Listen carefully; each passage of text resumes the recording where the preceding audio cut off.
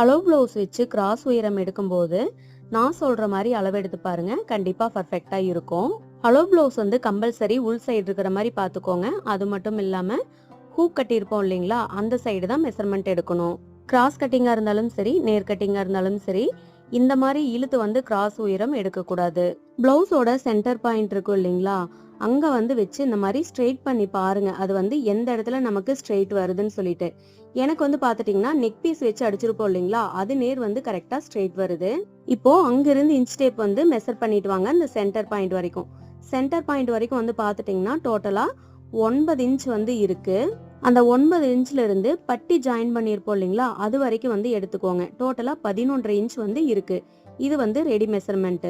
அதுக்கப்புறம் stitching allowance வந்து பாத்துட்டீங்கன்னா ஷோல்டருக்கு ஒரு 1/2 இன்ச்சும் பட்டி ஜாயின் பண்றதுக்கு ஒரு 1/2 இன்ச்சும் சேர்த்து டோட்டலா 1 இன்ச் வந்து ஆட் பண்ணணும்.